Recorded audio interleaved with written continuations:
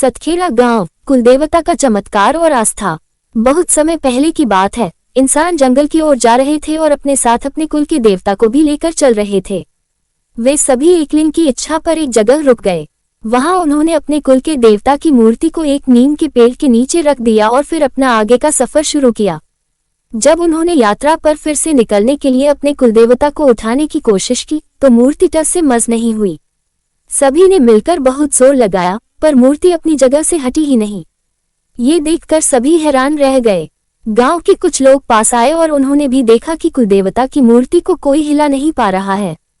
वे समझ गए कि कुलदेवता की इच्छा इसी जगह पर रहने की है। उन्होंने तय किया कि इसी जगह पर एक भव्य मंदिर बनाया जाएगा। धीरे धीरे इस मंदिर का निर्माण हुआ और इसका नाम कुलेश्वर धाम पड़ा। ये चमत्कार आसपास के गांवों में भी फैल गया। लोग कहने लगे कि भगवान स्वयं यहाँ प्रकट हुए हैं और यही कारण है कि मूर्ति को यहाँ से हिलाया नहीं जा सका। शुरुआत में ये गांव 7 गांवों के मिलने से बना था, इसलिए इसका नाम सातखेड़ा पड़ा। बाद में इसे संक्षिप्त रूप में सतखेड़ा कहा जाने लगा। यह एक छोटा सा गांव है जो मध्य प्रदेश के मंदसौर जिले में स्थित है।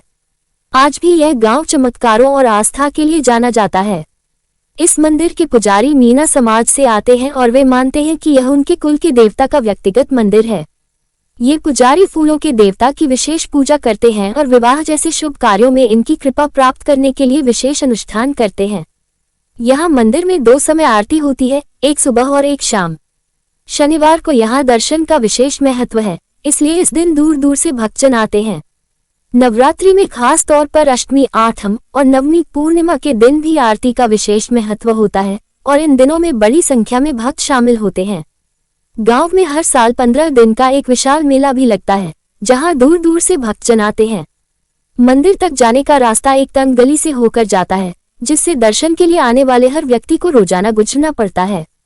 मंदिर के पास ही एक धर्मशाला है, जहां देर रात पहुंचने वाले भक्त रुक सकते हैं और अगली सुबह की आरती में शामिल हो सकते हैं।